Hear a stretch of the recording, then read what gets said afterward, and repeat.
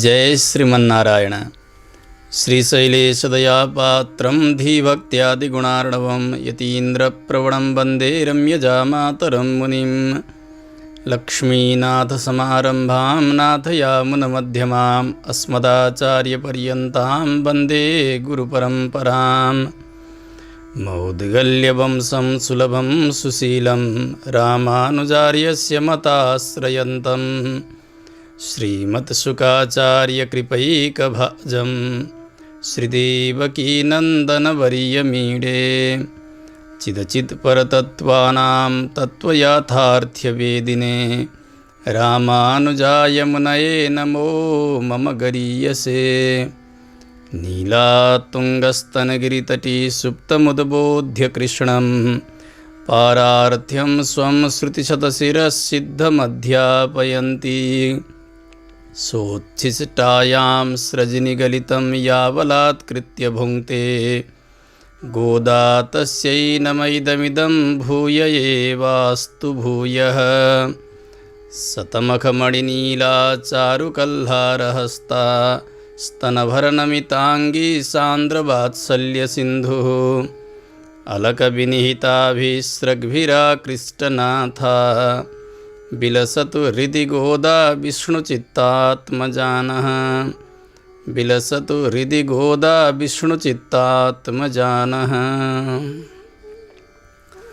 अखिलहेय प्रत्यनीक कल्याणैकतान श्वेतर समस्त वस्तु विलक्षण अनंत ज्ञानानंदैक स्वरूप परात्पर पर ब्रह्म परमेश्वर भगवान श्री गोदारंगमन्नार प्रभु को विशेष अनुकंपा द्वारा श्री तिरुपावे दिव्य प्रबंध को रसास्वादन गरिरहेका छौं। पावन श्री धनुर्मास महोत्सव को अवसर में जगतजननी श्री गोदादेवी द्वारा विरचित तिरुपावे दिव्य प्रबंध सकल श्रुति को सार हो भनेर पूर्वाचार्यहरूले निरूपण गर्नुभएको छ। सम्पूर्ण वेदान्त जे बताउन चाहँदैछन् गोदादेवीले अत्यन्तै सामान्य शब्द प्रयोग गरेर त्यो रहस्यलाई उद्घाटन गरिरहनु भएको छ। भगवानको प्रबोध गरिरहनु भएको छ र चेतनलाई पनि भगवानको हो भनेर त्यो सम्बन्धको बोध गराइरहनु भएको छ। आचार्यहरूले बताउनुहुन्छ गोदादेवीको कृत्यलाई। कल्पादौ हरिणा स्वयं जनहितं कृष्णेन सर्वात्मना प्रोक्तं स्वस्य च कीर्तनं प्रपदनं स्वस्मै प्रसूनार्पणम्। सर्वेषां प्रकटं विधातुमनिशं श्रीधन्विनव्ये पुरे यातां वैदिकविष्णुचित्ततनयां गोदामुदारां स्तुमः। कल्पका आदिमा भगवानले आदि वराह रूप धारण गरी बक्स्यो। रसातलमा डुबेकी पृथ्वीको उद्धार भगवानले वराह रूपद्वारा गरिबक्सन्छ। आफ्ना दाराका अग्रभागमा पृथ्वीलाई राखेर भगवान आइबक्सँदैछ रसातलबाट। त्यस समयमा पृथ्वीलाई नै एउटी श्रोत्री बनाएर भगवान स्वयं आचार्य बनेर दिव्य उपदेश प्रदान गर्नुभयो श्री वराह पुराणको। भगवानद्वारा उपदिष्ट पुराण भएको हुनाले वराह पुराणलाई भगवत शास्त्र भनेर बताइन्छ। स्वयं जगतजननी श्री भूमिदेवी श्रोताका रूपले रहनुभएको छ। भगवान स्वयं आचार्यका रूपले वक्ताका रूपले रहिबक्सेको छ। त्यहाँ भगवानले के भन्नुभयो भूमिदेवीलाई आचार्यहरूले बताउनुहुन्छ। कल्पादौ हरिणा स्वयं जनहितं कृष्णेन सर्वात्मना प्रोक्तम। सबैका अन्तर्यामी होइबक्सेका भगवान सर्वेश्वर नारायण जब वराह बनेर आइबक्स्यो उहाँले यसो भन्नुभयो। स्वस्य च कीर्तनं प्रपदनं स्वस्मै प्रसूनार्पणम्। स्वस्य च कीर्तनं म परब्रह्म परमात्माको कीर्तन गर्नुपर्छ चेतनले यो बताउनुभयो। कीर्तन दुई प्रकारका हुन्छन्। एक नाम कीर्तन, अर्को गुण कीर्तन। भगवानका गुणको आख्यान गर्नु यसलाई गुण कीर्तन भनिन्छ। भगवानका राम कृष्ण नारायण आदि गरेका नाम उच्चारण गर्नु यसलाई नाम कीर्तन बताइन्छ। भगवानले भन्नुभयो जीवात्माको परम कर्तव्य भनेको मेरा नाम र गुणको कीर्तन गर्नु हो। प्रपदनम केवल कीर्तनले मात्र पनि हुन्न। जबसम्म भगवानको शरणागति गर्दैन जीव तबसम्म पार लाग्दैन। भगवत शरणागति भनेको भगवानका साथमा सम्बन्ध गाँच्नु। जस्तो एउटी युवतीले आफ्ना मन परेका युवक उनलाई मन पराएर उनको प्रशंसा गरेर मात्रै ती युवकले यिनको रक्षा गर्दैनन्, जबसम्म उनले स्वयंवर गर्दिनन्, उनलाई वर्ण गर्दिनन्। त्यसकारणले भगवान रक्षक हुनुहुन्छ भन्ने जानेर कीर्तन गरेर मात्र भएन, रक्षक रूपले भगवानलाई स्वीकार पनि गर्न पर्यो। यो हो शरणागति। शरणागति पश्चात पनि जीवात्माको एउटा कर्तव्य रहन्छ। अब भगवानको बनिसकेँ, म पार लाग्छु, यो त एक प्रकारले ठिकै छ, तर त्यस पछाडि पनि उसले कर्म, ज्ञान, भक्ति इत्यादि सम्पादन गर्न छोड्न हुन्न। तर पहिले भगवत शरणागतिभन्दा पहिले आफूले गरेका कर्मलाई उपाय, ज्ञानलाई उपाय, भक्तिलाई उपाय मानेर गर्थ्यो भने अब गर्दाखेरि भगवानको सेवा, भगवानको कैंकर्य हो भनेर गर्ने। त्यसकारणले भगवानका श्रीचरणमा स्वस्मै प्रसूनार्पणम, भगवानमा पुष्पको अर्पण। पुष्प, यी लौकिक पुष्पहरू जो छन् हामीले देखेका सुगन्धले युक्त भएका, शास्त्रले चर्चा गरिएका यस्ता सुगन्धित पुष्प अर्पण गर्नु एउटा बाह्य अर्थ भयो भने, अर्को पुष्पको सार हामीले पहिलेका गाथामा सुनिसकेका छौँ। 8 प्रकारका अहिंसा आदि गरेका अष्टपुष्पहरू जो भगवानका लागि अत्यन्तै प्रीतिकर छन्, त्यस्ता पुष्पहरू चेतनले भगवानलाई समर्पण गरिरहनुपर्छ। अहिंसा, सत्य, दया आदि गरेका पुष्पहरू यी भगवानका लागि अत्यन्तै प्रियकर। भगवानको नित्य सेवा, नित्य आराधना उसले गरिरहनुपर्छ। सर्वेषां प्रकटम विधातुम अनिशम, यही कुरा सुन्नुभएको थियो भगवान श्री वराहबाट श्री भूदेवीले, आमाले सुन्नुभएको थियो। आफूले त सुन्नुभयो, तर आफ्नालाई सुनाउन बाँकी नै थियो। हो, यसो गर्नुपर्ने रहेछ, यो त जान्नुभयो जगत जननीले, तर आफ्ना चेतनहरूलाई जनाउनका निमित्त त्यस पछाडि साक्षात् भूमिदेवीले गोदा देवीका रूपले अवतार ग्रहण गर्नुभयो। सर्वेषां प्रकटम विधातु मनिशम श्रीधन्वी नव्ये पुरे यातां वैदिक विष्णुचित्ततनयां गोदामुदारां स्तुमः। विप्रोत्तम कुल वैदिक ब्राह्मण जो पूर्व सिखी ब्राह्मण हुनुहुन्थ्यो, त्यस्ता कुलमा भट्टनाथश्वरी हुनुभयो। त्यस वंशमा, त्यसै वंशलाई आफ्नो पितृकुल बनाएर, यद्यपि अयोनिजा हुनुहुन्छ, साक्षात् लक्ष्मीजी हुनुहुन्छ, भूमिदेवी हुनुहुन्छ, गोदादेवी तुलसीका वनमा भूमिबाट प्रकट हुनुभयो, तर पिता बनाउनुभयो श्री विष्णुचित्त सूरीलाई। यहाँ आउनुको तात्पर्य नै यही हो कि भगवानका श्रीमुखबाट उस बेला रसातलमा डुब्दा, भगवानले उद्धार गर्दा, भगवानले मार्गमा जति जति उपदेश गर्नुभएको थियो आमालाई, भूमिदेवीलाई, त्यही उपदेश आफ्ना सन्तति भएका यी चेतनहरूलाई पस्कनका निमित्त श्री धन्वी नव्य नगरमा अवतार ग्रहण गरिबक्स्यो। यो रहस्य पूर्वाचार्यहरूले बताइबक्सेको छ। यसरी त्यहाँबाट प्रकट भएर आफ्ना चरित्रद्वारा पनि र आफ्ना वाणीहरूद्वारा पनि त्यही नै बताइरहनु भएको छ। स्वस्य च कीर्तनम प्रपदनम स्वस्मै प्रसूनार्पणम, भगवानको नाम र गुणको कीर्तन, भगवत शरणागति, शरणागति पश्चात भगवानको नित्य सेवा कैंकर्य, यही कुरा नै आफ्ना प्रबन्धद्वारा बताइरहनु भएको छ श्री गोदादेवीले। श्री तिरुपावे दिव्य प्रबन्ध यो यसैकै निमित्तै प्रकट भएको हो। जसरी गोदादेवीको अवतार भयो, गोदादेवीका श्रीमुखबाट भगवानको उपदेश यसै गरी नै प्रकट भयो। केवल व्यक्तिले उपदेश गर्दछन् तर जीवनमा आचरणमा उतार्दैनन् भने सुन्नेलाई त्यसले प्रभाव पार्दैन। हेर न, भन्छन् तर गर्दैनन्, त्यसो भनिदिन्छन्। तर गोदादेवीले त के गर्नुभयो, आफूले गर्नु पनि भयो, गरेर देखाउनु पनि भयो, अनि उपदेश पनि गर्नुभयो। त्यसकारणले गोदा प्रबन्धलाई अत्युच्च आदर गर्नुभएको छ पूर्वाचार्यहरूले। यता अर्को एउटा रहस्य पनि जान्नुपर्छ। सारा आलवारहरूलाई भगवानले जगाउनु भयो। आलवार शब्दकै अर्थ हुन्छ भगवानका भक्तिमा चुर्लुममा डुबेका। सबैका हृदयमा भगवान हुनुहुन्छ, आलवारहरूका हृदयमा त्यहाँ बसेर जगाइरहनु भएको छ। मानौ आलवारहरूका श्रीमुखबाट भगवानै बोलिरहनु भएको छ प्रबन्धहरू। आफै प्रशंसा गर्दै हुनुहुन्छ, आफै गुणानुवाद गर्दै हुन्छ आफ्नो। उहाँहरू त एउटा माध्यम मात्र हुनुहुन्छ आलवारहरू। परन्तु गोदादेवीका सम्बन्धमा भने अलि विचित्र अनुभव गर्नुभएको छ आचार्यहरूले। गोदादेवी भने भगवानलाई जगाउँदै हुनुहुन्छ, भगवान आलवारहरूलाई जगाउँदै हुनुहुन्छ। तर आलवार कोटीमै आएकी गोदादेवी चाहिँ भगवानलाई जगाउँदै हुनुहुन्छ। नीला तुङ्गस्तनगिरी तटी सुप्तम उद्बोध्य कृष्णम। नीलादेवीका साथ शयन गरिबसेका भगवानलाई जगाउने काम गर्नुहुन्छ। त्यसकारणले अरू आलवारहरूभन्दा पनि विशिष्ट हुनुभयो गोदादेवी। भगवानद्वारा जगाइने आलवारहरू हुनुभयो, गोदादेवीद्वारा भगवान जगाइने हुनुभयो। यो कार्यका दृष्टिले पनि गोदादेवीको महत्त्व अत्यधिक माथि छ भनेर यसरी आलवारहरूले अनुभव गर्नुभएको छ। श्री भट्टनाथ सूरीकी छोरी भनेर अवतार लिनुभयो।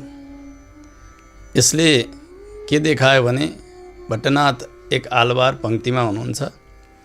हामीले गान गर्छौँ, भूतम सरश्च महदाहय भट्टनाथ श्रीभक्तिसार कुलशेखर योगिवाहन भक्ताङ्ग्रिरेणु परकाल यतीन्द्र मिश्रान श्रीमत् पराङ्कुशमुनिम प्रणतोस्मि नित्यम। यहाँ आलवारहरूको नामावली सङ्ग्रह गर्नुभएको छ श्री पराशर भट्टर स्वामीजीले। नीला तुङ्ग स्तनगिरी तटी गोदादेवीको यो तनयन पनि पराशर भट्टर स्वामीजीले नै रचना गरिबक्सेको र आलवारहरूको यो सङ्ग्राहक श्लोक पनि उहाँले नै रचना गरिबक्सेको हो। यसमा भट्टनाथ सूरीको नाम अङ्कित भयो। त्यसो हुनाले उहाँ आलवार हुनुभयो। आलवारहरू सबै उहाँका दाजुभाइ जस्ता भए। भट्टनाथ सूरीकी छोरी हुनुभयो गोदादेवी। त्यसकारणले जसरी काकालाई, बडाबालाई सबैलाई पिता, ठुलाबा, सानाबा भनेर व्यवहार गरिन्छ, यी सबैले छोरी भन्छन् एउटै चेलीलाई, कुनै भाइबाट जन्मिएकी भए पनि। यसै गरी भट्टनाथ सूरीले छोरीका रूपले अभिमत गर्नुभएको गोदादेवीलाई, त्यसो हुनाले सम्पूर्ण आचार्यहरूले छोरीकै रूपले यहाँहरूलाई स्वीकार गर्नुभएको छ। यसरी छोरीका रूपमा रहेर पनि सबैभन्दा उच्च स्थान प्राप्त गर्न सफल हुनुभयो। किन? गोदादेवी भगवानलाई जगाउँदै हुनुहुन्छ, आलवारहरू भगवानद्वारा जगाइँदै हुनुहुन्छ। यो रहस्य पूर्वाचार्यहरूले अत्यन्तै सुन्दर ढङ्गबाट वर्णन गर्नुभएको छ। हामी श्री तिरुपावे दिव्य प्रबन्ध गोदा सूक्तको चिन्तन गर्दै गर्दै आज 14औं दिनमा प्रवेश गरिसकेका छौँ धनुर्मासको। प्रथमतः उहाँका श्री मुखबाट प्रकट भएको चतुर्दशी गाथालाई हामी पहिले सुनौँ। त्यस पछाडि यसको भावानुवाद र यसको व्याख्यालाई यथासमय श्रवण गर्दै जानेछौँ। उङ्गल पुजैक्कडै तोट्टदूबावियुल செங்கடு நீர்வாய நெகிழ்ந்து ஆம்பலவாய கும்பினகாண செங்கல் பொடிக்குறை பேண் படுத்தவத்தவர் தங்கள் திருக்கோயில் சங்கிடுவான் போக்கின்றார் ஏங்கலை முன்றம் எடுப்புவான் வாயஸ்பேஷும் நங்காய எடுந்திராய நாணாதாய நாவுடையாய சங்குடு சக்கரம் ஏந்தும் தடக்கையன் பங்கைய கண்ணானை பாடे लोरेम्बावाय। यसको भावानुवाद गर्नुहुन्छ आचार्यले।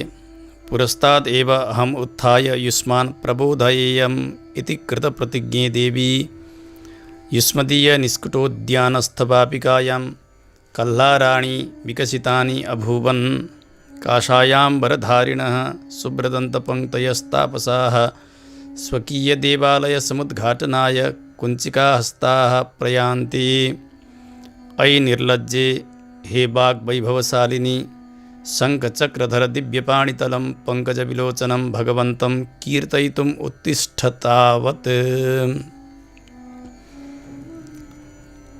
हिजै म सबैभन्दा पहिले उठेर भोलि बिहान तिमीहरू सबैलाई जगाउँछु भनेर प्रतिज्ञा गर्नेवाली हे देवी, तिम्रा घरको पछिल्तिर बगैँचामा भएको तलाउमा सूर्य कमलहरू खिलिसकेका छन्, चन्द्र कमलहरू मुर्झाउन थालिसकेका छन्। कासाय वस्त्र धारण गर्ने सेता दाँतका पङ्क्ति भएका तपस्वीहरू आफ्नो देवालय खोल्नका निमित्त चाबीका झुत्तालाई हातमा लिएर गइरहेका छन्।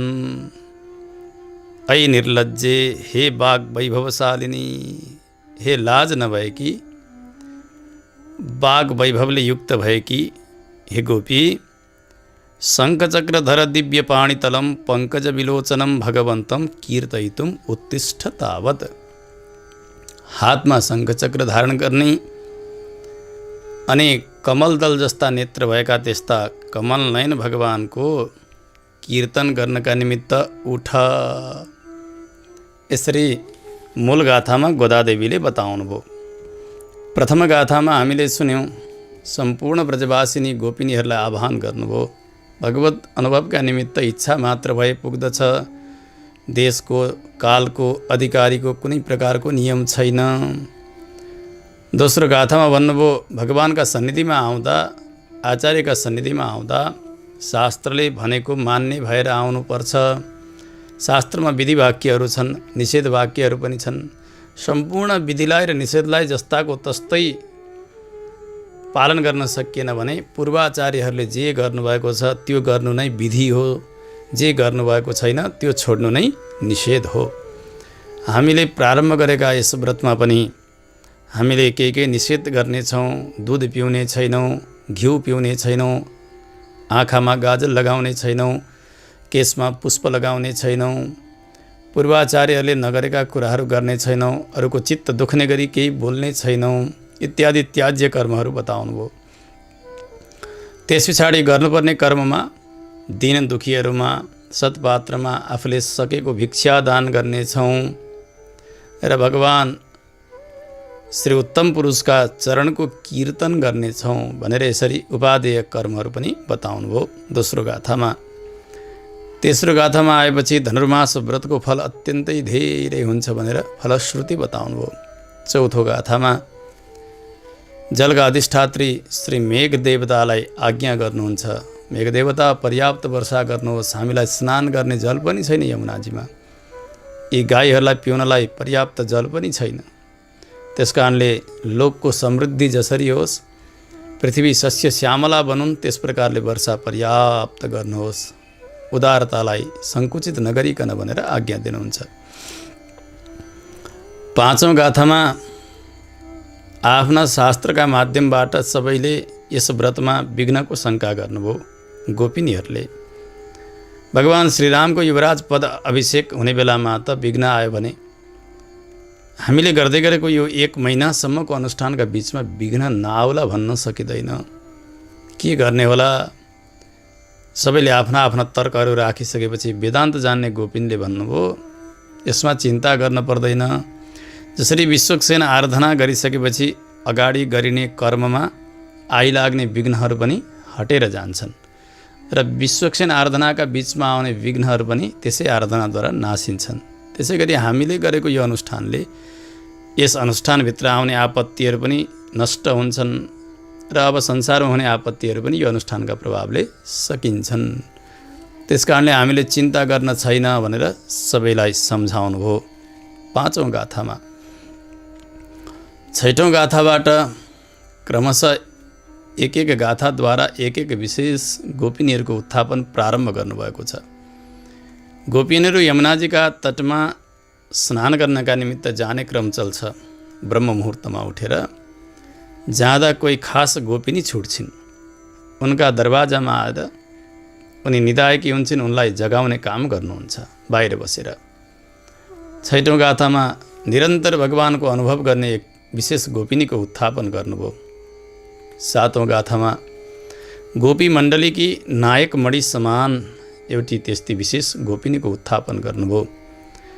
आठौँ गाथामा जीवात्मालाई भगवानका साथ पुर्याइदिन चाहने, निरन्तर भगवानसँग मिल्न चाहने त्यस्ती कुतूहलवाली गोपीको उत्थापन गर्नुहुन्छ। नौ गाथामा मामाकी छोरीलाई जगाउनुभयो। दशौँ गाथामा आएर आफूले गर्नुपर्ने कार्य पूर्ण गरेर कृतकृत्य भएर शयन गर्ने कृतकृत्यवाली गोपिनीलाई उत्थापन गर्नुहुन्छ। 11औँ गाथा भयो आफ्ना स्वकर्ममा निरत भएकी गोपिनीको उत्थापन गर्नुहुन्छ। 12औँ गाथामा भगवानका साथमा भगवत सेवामा लागेर आफ्ना घरका कार्य, आफ्ना धर्म कर्म सबै बिर्सेका त्यस्ता गोपकी बहिनीको उत्थापन गर्नुभयो र हिजो 13औं गाथामा सुन्दर आँखा भएकी एउटी विशेष गोपिनीको उत्थापन गर्नुभएको थियो। आज 14औं गाथाद्वारा एउटी विशेष गोपीको उत्थापन गर्दै हुनुहुन्छ। उनका भवनका नजिकै पुगेर बाहिरका गोपिनीहरू। एउटी गोपिनीले अघिल्ला दिन साँझ नपरिकन भन्नुभएछ, हे देवी हो, तिमीहरू त धेरै बेरसम्म सुत्छौ, बिहानमा ब्रह्ममुहुर्तमा उठेर स्नान गर्न जाने नियम बताइएको छ। अब सूर्योदय भइसक्यो भने त हाम्रो नियम भङ्ग हुन्छ। त्यसकारण तिमीहरू धेरै सुत्छौ, म भने अलि चाँडै उठ्छु, सधैँ चाँडै उठ्ने मेरो बानी छ। सबैभन्दा पहिले उठेर आएर तिमीहरूका ढोका ढकढक्याएर म सबलाई उठाउने छु। त्यस पछाडि हामी स्नानका निमित्त जानुपर्छ भनेर प्रतिज्ञा गरिन् यी गोपिनीले। भोलिपल्ट अबेरसम्म यिनै सुतिराखेकी छन्। यस्तै विचित्र गोपीको उत्थापन गरिरहनु भएको छ। यहाँ आफ्नो प्रतिज्ञालाई बिर्सेर सुतेकी छन् यिनी। अनि यिनका अघिल्तिर आएर पनि बिहानीका लक्षणहरू धेरै बताइरहनु भएको छ बाहिरका गोपिनीहरू। कल्लार पुष्पाणां विकसितत्वं कुमुदकुसुमानां मुकुलितत्वं च प्रभातचिह्नतया प्रथमतो निगद्यते। तलाउमा भएको त्यो सूर्यकमल फुल्न लाग्यो। सूर्यकमल सूर्यका किरण सँगसँगै बिस्तारै उग्रदै जान्छ। जब सूर्य किरण पर्न सुरु हुन्छ, रात हट्न थाल्छ, चन्द्रकमल फेरि मुर्झाउन सुरु गर्छ, बन्द हुन सुरु गर्छ। सूर्यकमल फुल्यो भन्दैमा यसबाट जान्नुपर्छ चन्द्रकमल बन्द भयो। यी प्रभातका लक्षणहरू सर्वत्र देखिन्छन्। अनि तलाउहरूमा हुन्, काहीँ पनि फुलेका छन् भने तिनीहरूको यही दशा हुन्छ। बिहानी हुन लागेपछि बिस्तारै बिस्तारै सूर्यकमलहरू फुल्न प्रारम्भ गर्दछन्। 7औं गाथामा पहिले भरद्वाज नाम गरेका पक्षीहरूको सुन्दर कलकलको वर्णन गरिएको थियो। त्यस्ता उनीहरूको वाणीको ध्वनिलाई पनि तिमीले सुनेकी छैनौ भनेर गोपी मण्डलीकी नायिका भएकी गोपीको उत्थापन गर्नुभएको थियो। अब अगाडि 18औं गाथामा गएर सबैतिर ती कुखुराहरू बास्न थालिसके, कुखुरा कराउन सुरु गरे भनेर भन्नुहुनेछ। यो पनि एउटा प्राभातिक लक्षण हो, किनभने बिहानी भइसकेपछि कुखुराहरू बास्दछन्। यिनै भन्दा पुग्थ्यो नि, तर आज अर्को एउटा प्राभातिक लक्षण बताउँदै हुनुहुन्छ बाहिरका गोपिनीहरूले। तिम्रा घरका पछिल्तिर भएको बगैँचामा एउटा तलाउ, त्यो तलाउको कमल फुल्न सुरु गर्यो, सूर्यकमल। यो भन्नुमा के रहस्य छ त? यिनीहरू त घरका भित्र प्रवेश गर्नै पाएका छैनन्। घरदेखि पछिल्तिरको त्यो तलाउ त यिनीहरूले देख्नै पाएका छैनन् बाहिरका गोपिनीहरूले।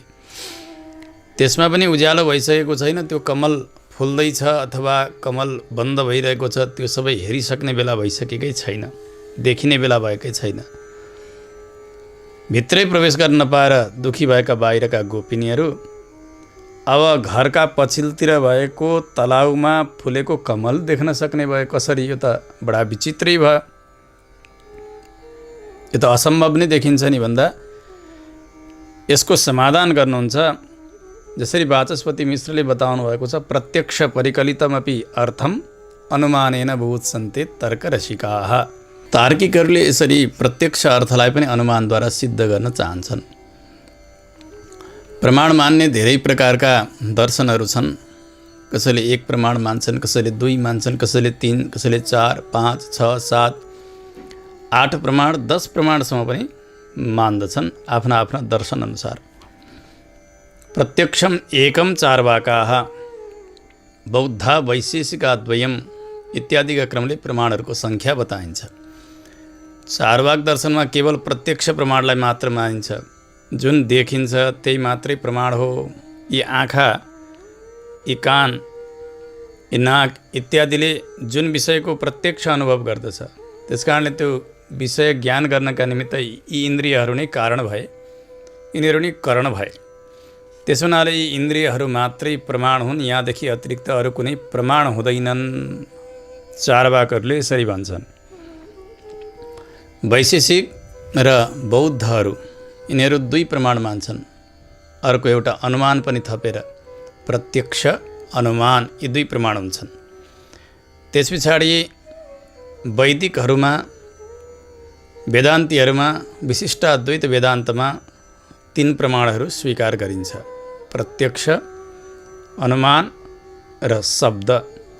नैयायिकहरूले 4 प्रमाण स्वीकार गर्दछन्, प्रत्यक्ष, अनुमान, उपमान र शब्द।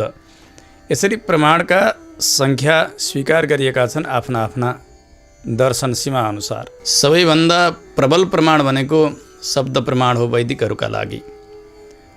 शब्द भनेको शास्त्र अथवा आप्तोच्चरित शब्दलाई नै यहाँ शब्द प्रमाण भनेर जानिन्छ। आप्त भनेको प्रामाणिक व्यक्तिले उच्चारण गरिनु पर्यो। यसै गरी कि अपौरुषेय वेदको वचन हुनु पर्यो, वेदका व्याख्यान स्वरूप इतिहास पुराणका वचनहरू हुनु पर्यो। यी सबै शब्द प्रमाण कोटीमा आउँछन्। अब शब्द प्रमाणले काम चल्ने ठाउँमा शब्द प्रमाणद्वारै हुन्छ। कहीँ प्रत्यक्ष प्रमाणले काम चल्छ, त्यहाँ त्यसैले निर्वाह गर्ने। कहीँ अनुमान प्रमाण पनि प्रयोग गर्नुपर्ने हुन्छ वस्तु स्वरूप सिद्ध गर्नका निमित्त। त्यसकारणले यहाँनिर प्रत्यक्ष र अनुमान अनि शब्द यी 3 प्रमाण हुन् भनेर यी तीनैको प्रामाण्य स्वीकार गर्नका निमित्त यो गाथाको अवतार गराउनुभयो गोदादेवीले। यो बुझ्नुपर्छ। दिव्य प्रबन्ध समग्र यो शास्त्र स्वरूप हो, आप्तहरूद्वारा उच्चरित हो। आलवारहरू स्वयं वैकुण्ठबाट भगवानका आज्ञाले यहाँ सेवा गर्नका निमित्त आउनुभएको छ। उहाँहरूले गान गर्नुभएको हुनाले अत्यन्तै प्रामाणिक व्यक्तिका श्रीमुखबाट निश्रित भएको हुनाले दिव्य प्रबन्ध समग्र प्रमाण हो, यो मानिन्छ वैष्णव सिद्धान्तमा। त्यसकारणले यो प्रबन्ध शब्द प्रमाण हो। त्यतिले मात्र पनि अझै पुगेको छैन। बाहिरका गोपिनीहरूले भन्नुभयो, देवी तिमीले हिजो साँझ नपरिकन भनेकी थियौ भोलि बिहान सबैभन्दा पहिले म उठ्नेछु, उठेर आएर सबैलाई जगाएर अनि हामी व्रतस्थलतर्फ जानेछौँ भनेर यस्तो प्रतिज्ञा गरेकी थियौ। यो वाक्यबाट पनि के हुन्छ भने शब्द प्रमाणकै झल्को पाइन्छ। तिमी जस्तै प्रामाणिक व्यक्तिले बोलेको यो शब्द त्यो नै प्रमाण हो। त्यसकारणले आप्तोच्चरित वाक्यलाई शब्द भनिन्छ। गोपीका श्रीमुखबाट बोलिएको भएको हुनाले गोपी एउटी आप्त हुनुहुन्छ।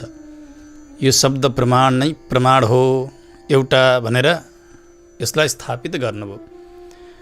त्यस पछाडि अर्को प्रत्यक्ष प्रमाण पनि बताउँदै हुनुहुन्छ। काषायाम वरधारिणो यतयः प्रयान्ति, गेरु वस्त्र लगाएका, काषाय वस्त्र लगाएका सन्यासीहरू जाँदै हुनुहुन्छ आफ्ना मन्दिरतर्फ। यसले प्रत्यक्ष प्रमाणको सङ्केत गरिरहनु भएको छ। किनभने आफ्ना आँखाले देखेर त्यो वस्तु स्वरूपलाई बताउँदै हुनुहुन्छ। सन्यासीहरू जाँदै गरेको आफ्ना आँखाले देख्नुभयो गोपिनीहरूले। त्यसकारणले यसबाट प्रत्यक्ष प्रमाण स्थापित भयो। यस्तै प्रकारले अनुमान प्रमाणको पनि प्रस्ताव यहाँ यसरी गर्नुभएको छ। तिम्रा बगैँचामा भएको त्यो तलाउमा सूर्यकमल फुल्न थाल्यो, चन्द्रकमल मुर्झाउन थाल्यो, यो अनुमान प्रमाणको सङ्केत हो। कसरी त भने हामी मार्गमा आउँदै थियौँ, बाटामा जति पनि तलाउहरू थिए त्यहाँ सर्वत्र यही देखियो कि सूर्यकमल फुल्न थाल्यो, चन्द्रकमल बन्द हुन सुरु गर्यो। हामीले प्रत्यक्ष देख्दै देख्दै देख्दै आयौँ।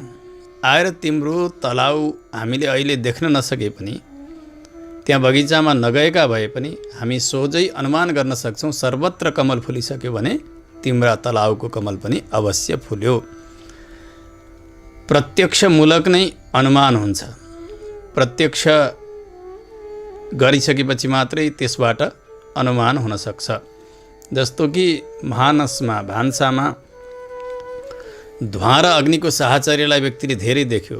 जहाँ धुवाँ हुन्छ त्यहाँ अवश्य पनि आगो हुन्छ भनेर गोठमा देखियो, भान्सामा देखियो, चत्वरमा देखियो।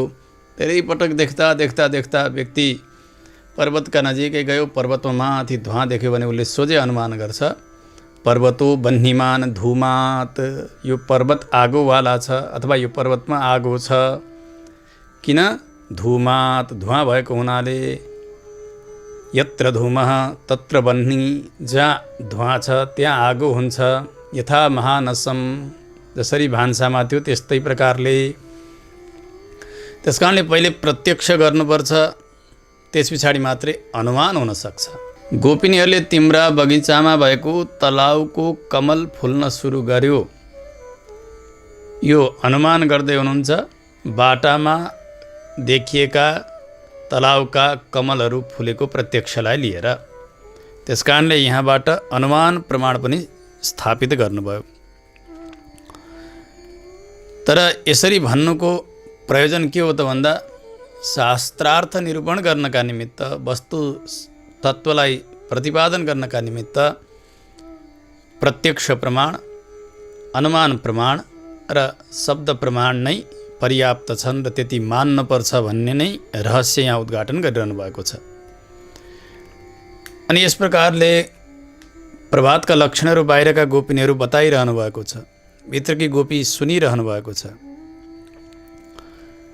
भित्रकी गोपिनले मानौ यसो भन्दै हुनुहुन्छ, तिमीहरू सबै बाहिर बसिरहेका छौ अनि तिमीहरूले मेरा बारीमा बगैँचामा भएको तलाउ देखेकै छैनौ, अनि त्यहाँ फुलेको कमल पनि त देखेकै छैनौ नि, तिमीहरू अन्दाज गरिरहेका छौ, नचाहिँदो बोलिरहेका छौ, यो ठिक भएन नि। यस प्रकारले जब भित्रकी गोपिनले भन्नुभयो, त्यस पछाडि त्यो सिद्ध गर्नका निमित्त प्रत्यक्ष प्रमाण पनि प्रस्तुत गर्नुभयो बाहिरका गोपिनीहरूले। तिमीले हिजै बोलेकी थियौ म सबैभन्दा पहिले उठेर जगाउने छु, यसबाट शब्द प्रमाण समाउनु भयो।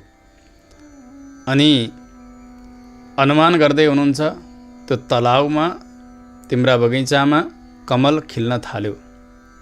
यसरी त्यो अनुमानलाई सिद्ध गर्नका निमित्त प्रत्यक्ष हेतु दिनु पर्यो। यस कारणले जसरी भान्सामा धुवा भएका ठाउँमा आगो थियो, त्यसै कारणले यहाँ पनि पर्वतमा धुवा छ, आगो अवश्य हुनुपर्छ भने झैँ त्यसलाई सिद्ध गर्नुपर्ने अवस्था आयो गोपिनीहरूलाई। र भन्नुभयो कासायम्बरधारी सन्यासीहरू जो भगवानका सेवाका निमित्त परायण हुनुहुन्छ, उहाँहरू चाबीका झुत्ताहरू लिएर आफ्ना देवालयतर्फ प्रस्थान गरिसक्नुभयो। यो त प्रत्यक्ष भयो नि त, उहाँहरू गइसक्नुभयो, हामीले आँखैले देख्यौँ। यो प्रत्यक्षका बलले अब बिहानी हुँदैछ यो सिद्ध गर्न खोज्दै हुनुहुन्छ। हामीले प्रत्यक्ष एउटा प्रमाण पनि देखेका छौँ। शास्त्रले के भन्छन् भने माठपत्यम यति कुर्याद विष्णु पूजा विवृद्धये, मठको अधिपति एक वैरागीलाई बनाउनु, सन्यासीलाई बनाउनु। गृहस्थीलाई बनाइसकेपछि के हुन्छ, अलिकति लोभ बन्न सक्छ। त्यस्ता त्यागी सन्यासीहरू मठाधिपति बनिदिए भने भगवानको सेवा राम्रोसँग चल्दछ, भागवतजनहरूको सेवा राम्रो चल्दछ, मठ सुचारू हुन्छ। यसरी विष्णु तिलक संहितामा बताइएको छ। अनि त्यही अनुसारले दिव्य देशहरूमा, विशेष स्थलहरूमा साक्षात अथवा परम्पराद्वारा सन्यासीजीहरूलाई, त्रिदण्डी स्वामीजीहरूलाई त्यहाँनिरको आधिपत्य प्रदान गरिएको छ। जस्तो कि श्रीरङ्गममा, वेङ्कटाद्रीमा, वनाद्रीमा, तोताद्रीमा, तिरुकुडुङ्गुडीमा, कुरुकापुरी आदि गरेका दिव्य देशहरूमा सन्यासी नै त्यहाँका अधिपति बन्नुहुन्छ। त्यो एउटा परम्परा देखिएको छ। उहाँहरूकै निर्देशनअनुसार, उहाँहरूकै समुपस्थितिमा भगवानको सेवाकाल चल्दछ। यो हामी सबैले देखेकै छौँ। गोदादेवीको समयमा पनि यो पद्धति थियो भन्नलाई केही आपत्ति छैन, किनभने यो उस समयदेखि अलवार कालबाट चल्दै आएको हुनाले त्यो अवश्य पनि छँदै थियो दिव्य देशमा। यसुसले उहाँले के बताउनु भयो, सन्यासीहरू हातमा चाबीका झुत्ता लिएर मन्दिर खोल्नका लागि जाँदै हुनुहुन्छ। बडे बडे मन्दिर हुन्छन्, ती कवाटहरू त्यस्तै हुन्छन्, धेरै सुरक्षा पनि अपनाइएको हुन्छ। त्यसकारणले एक दुई चाबी हुँदैनन्, चाबी पनि यति यति लामा लामा हुन्छन्, अनि चाबीका झुत्ता हुन्छन्, ती नम्बर लगाइएका। यहाँदेखि यहाँसम्म झुन्डाएर ती अर्चकहरू, त्यहाँ सेवकहरू त्यो मन्दिर खोल्नका निमित्त जानुहुन्छ। अहिले पनि हामी प्रत्यक्ष गर्छौँ दिव्य देशहरूमा। काहीँ काहीँ काव्यहरूमा, शास्त्रहरूमा सन्यासीलाई आधिपत्य प्रदान गर्न हुन्न, सन्यासी भएर मठको अधिपति भयो भने उनमा लोभ बढ्दछ भनेर पनि सङ्केत पाइन्छ। सङ्कल्प सूर्योदयमा आचार्यले बताउनुहुन्छ, भिक्षेति शिष्य जनरक्षण दक्षिणेति साटीति शाश्वत मठोपधिकल्पनेति ग्रन्थोपसंग्रहण मूल्यमिति ब्रुवाणा सन्यासिनोपि ददते महतीं धनायाम। सन्यासीहरू पनि धेरै धनमा डुबेका छन्। कति कति के भन्छन्, भिक्षा माग्दै हिँड्छन्, सहयोग गर्नुहोस् भन्दै हिँड्छन्। मैले शिष्यलाई रक्षा गर्नु छ, धेरैजनालाई पाल्नुपर्ने छ, मठमा धेरै छन्, तिनीहरूको भोजनको व्यवस्था गर्नुपर्ने छ, त्यसो हुनाले दिनुहोस् दिनुहोस् भन्दै हिँड्ने। कसैले वस्त्र दिनुहोस् भन्दै हिँड्ने। अनि होइन अब मठ बनाउनु छ, यति कोठा थप्नु छ, यो बनाउनु छ, त्यो दिनुहोस् भन्ने। कसैले यो ग्रन्थ धेरै किन्नु छ अथवा ग्रन्थ प्रकाशन गर्नुपर्ने छ, यो ग्रन्थको मूल्य दिनुहोस् अथवा प्रकाशन गर्ने पैसा दिनुहोस् भन्ने कोही। यस प्रकारले आधिपत्य दिइसकेपछि त्यो ऐश्वर्यका लागि, सम्पत्तिका लागि सन्यासीहरू पनि आसक्त हुनुहुन्छ भनेर यसरी पनि बताइएको छ। यी त्यस्ता विषयासक्त सन्यासीहरूको यहाँ चर्चा गर्न खोजिएको होइन। कोही त्यस्ता हुन्, किनभने सन्यासीले यसो गर्न हुन्न। सन्यासी सतत भगवानको सेवामा दीक्षित हुनुपर्छ, भागवत सेवामा ध्यान दिनुपर्छ, आफ्ना नित्यानुष्ठानमा उनले ध्यान दिनुपर्छ। यो त छँदैछ, तर सबै यस्तै निन्दनीय चरित्र भएका हुन्छन् भन्ने छैन। यहाँ बताइएका सन्यासीहरू अतथा विधाः शिष्टगरिष्ठाः यतयश्च सन्ति, अघि निन्दा गरिए जस्ता होइनन्, उत्तम कर्तव्यमा लागेका सन्यासीहरू पनि हुनुहुन्छ, तर धेरै कम हुनुहुन्छ। त्यस्ता तपस्वीहरूले के गर्नुहुन्छ भने आफ्ना अधिकारमा भएका जो देवालय हो त्यसको समयमै खोल्ने, त्यहाँ गएर भगवानको सेवा समयमा प्रारम्भ गर्ने। कति बेला भगवानको मङ्गला हुने र विश्वरूप दर्शन गर्नुपर्ने हो, त्यो समयमा ठिक्क आफू पुगिसक्ने, आफै अथवा आफूद्वारा त्यहाँ नियुक्त गरिएका त्यस्ता अर्चकहरूबाट समयमा त्यो मन्दिरको उद्घाटन गर्नुपर्छ, खोल्नुपर्छ अनि सेवा चल्नुपर्छ।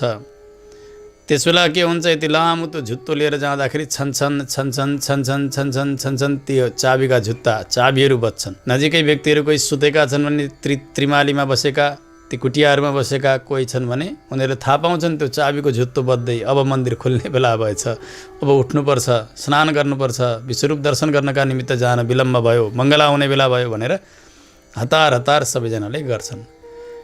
किन बिहानी अलिकति अँध्यारै छ, त्यो आवाज सर्वत्र फैलिन्छ, सानो आवाज पनि ठुलो हुन्छ उस समयमा।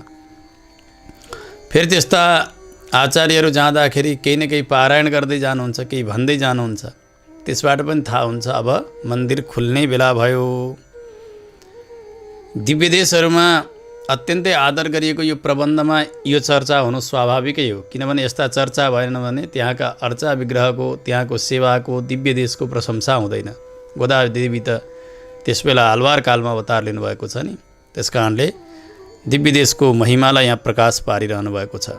त्यो भित्रकी गोपी जो सुनिरहनु भएको छ, बाहिरका गोपिनीहरूको यो तर्कलाई, आवाजलाई, भित्रीबाट उहाँले भन्नुभयो सन्यासीहरू त सधैँ भगवानकै कीर्तन गरिरहन्छन्, सधैँ पाठ गरिरहन्छन्, सधैँ मन्दिरमा परिक्रमा लगाइरहन्छन्, केही न केही भनिरहन्छन्। उनीहरूले केही गरे भनेर उज्यालो भयो भनेर मैले कसरी मानौँ? किन भगवानले यही भन्नुभएको छ, सततम कीर्तयन्तो माम ये जनाः पर्युपासते। मेरा अनन्य भक्तहरूले सतत मेरो कीर्तन गरिरहन्छन्। त्यस कारणले उहाँहरूको त काम नै त्यही हो, सधैँ गर्नुहुन्छ, बिहान मात्रै हो र राति पनि गर्नुहुन्छ। त्यस कारणले मध्यरात नै भएको हुनुपर्छ, बिहानी भइसकेको छैन। मलाई त लाग्दैन अहिले बिहानी भयो, उठ्ने बेला भयो। बाहिरका गोपिनीहरूले भन्नुभयो, ठिक छ, हामीले भनेको वचन त असत्य होस्, ठिकै छ, हामी मान्छौँ, तर तिमीले के भनेकी थियौ, भोलि बिहान सबैभन्दा पहिल्यै म उठ्छु, आएर तिमीहरूलाई उठाउँछु भनेकी थियौ। त्यो चाहिँ नि त आफ्ना वचनमा त आफू अडिग रहनुपर्छ। आफूले बोलेको कुरा तिमीले बिर्स्यौ। हामी जागिसक्यौँ, सारा जगत जागिसक्यो, तिमी भने सुतिरहेकी छौ। किन व्यर्थ बोलेकी त तिमीले? हिजो किन प्रतिज्ञा गरेकी त?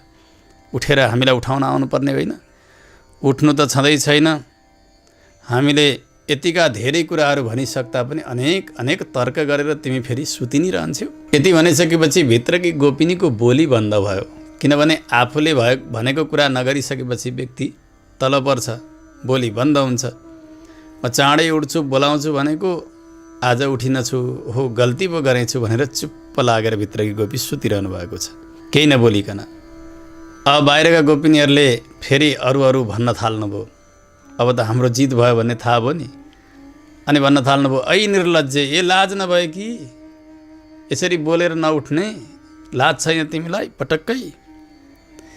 यसको पनि रहस्य यहाँ बताउनुहुन्छ। लाज यसरी हुनुपर्ने हो। जतिखेर भगवान जानुभयो दण्डकारण्यमा, ऋषिहरूले स्वागत गर्नुभयो रामजीलाई। भन्नुभयो भगवानले, यो मलाई लाज भइरहेको छ, यसले मैले हजुरहरूको सम्मान गर्नुपर्ने, सेवा गर्नुपर्ने मेरो कर्तव्य त्यो हो। उल्टो हजुरहरूबाट मैले सेवा लिइरहेको छु। मलाई त यसले धेरै ठुलो लाज भइरहेको छ। प्रसीदन्तु भवन्तो मे ह्रीरेशाहि ममातुला यदि दृशैरहं विप्रैरुपस्थेयैरुपस्थितः। गोपिनीहरूले भन्नुभयो, भगवान त यसरी आफ्नो लज्जाको निवेदन ऋषिहरूका नजिकै गरिरहनु भएको छ। यसबाट भगवानको वैभव कम भएर, भगवान सानो हुनु भएर, भगवानको उल्टो दया, भगवानको करुणा, भगवानको सौशील्य, सौलभ्य आदि गरेका गुणहरू नै प्रकाशित भइरहेका छन् नि। तिमी सुतिरहेकी छौ, तिमीलाई त यस्तै हुनुपर्ने हो। किनभने तिमी भगवान श्रीरामका साथमा तिम्रो कहिल्यै वास हुँदै भएन। ब्रजमा जन्मियौ, अयोध्यामा जन्म पनि होइन। त्यति मात्र होइन, कहिल्यै रामायण सुन्न भनिकन लाग्दा पनि लाग्दिनौ। नसुनिसकेपछि भगवानका स्वरूप, रूप, गुण, वैभव इत्यादि कसरी थाहा पाउँछ र व्यक्तिले कसरी अपनाउने हो र? त्यही भएर तिमी यति निरस भइरहेकी छौ। उल्टो तिम्रो त कस्तो भएको छ भने, जसलाई पटक्कै लाज छैन त्यस्ता श्रीकृष्णका साथमा तिम्रो संसर्ग छ, साथमा खेल्छौ, डुल्छौ। त्यस कारण लाज कुन चराको नाम हो तिमीलाई थाहै रहेन रहेछ। अनि लाज छोडेर अहिले निदाइरहेकी छौ। यदि रामजीका कथा सुन्थ्यौ भने, रामायण सुन्थ्यौ भने, रामजीका साथ तिम्रो सहवास, साथमा क्रीडा इत्यादि हुन पाउँथ्यो भने तिमीलाई यस्ता वचनहरू आउँदैनथे। तिमी यसरी निर्लज्ज हुने थिएनौ। अवश्य पनि तिमीलाई लाज लाग्थ्यो होला। धन्य हो तिम्रो निद्रा। यसरी बाहिरका गोपिनीहरूले भनिसकेपछि भित्रकी गोपिनीले सुनेर भन्नुभयो, ए गोपी हो, अर्काका घरमा मध्यरातमा आएर लाज नभए कि भन्न तिमीहरूलाई चाहिँ शरम छैन? यसरी आक्षेप तिमीहरू गरिरहेका छौ। ल ठिकै छ, म लाज नभए कि भएँ, त यस्तै निर्लज्जा मसँग तिमीहरूको सङ्गत पनि त ठिक भएन होला नि त। यस्तै काम नलाग्नेलाई किन राति आएर बोलाइरहेका छौ? जाओ, आफ्ना ठाउँ जाओ। मसँग अब कहिल्यै नबोल्नु, किनभने म लाज नभएकी छु। जाओ। यसरी जवाफ दिनुभयो भित्रकी गोपिनीले। भन्दै जानुभयो, बिना काममा किन आएर मेरा घरमा आएर झ्यालबाट, ढोकाबाट चियाएर अनि दुखी भइरहन्छौ, दुःख निवेदन गरिरहन्छौ। काम त केही पनि छैन नि, जाओ अब। म जस्ता निर्लज्जका साथमा तिमीहरूको केही काम छैन। तिमीहरू त लाज भएका हौ, ज्ञानी हौ, बुझ्ने हौ। म त केही नबुझ्ने, लाज सकिएकी हुँ। त्यस कारणले मसँग नआओ। यो सुन्ने बित्तिकै बाहिरका गोपिनीहरूले विचार गर्नु, ओहो यी त रिसाइन् कि क्या हो, यी नभए त हाम्रो यो व्रत पूर्ण हुँदैन। प्रशंसा गर्दै गोपिनीहरूले भन्नुभयो, हे बाघ वैभवशालिनी, हे राम्रोसँग बोल्न जान्नेवाली, कुरा पुर्याएर बोल्न जान्ने यस्तो स्वभाव हुन्छ नि कसैको, एकै शब्दमा पूर्णतया बोलिदिने। यसरी प्रशंसा गर्नुभयो। तिम्रो बाघ वैभव हाम्रोभन्दा अर्कै प्रकारको छ। हामी त बोल्न जान्दैनौँ। जब भगवान श्रीकृष्णका साथमा हामी पुग्छौँ नि, हाम्रा बोलीमा त भगवान कति पनि रमाउनुहुन्न।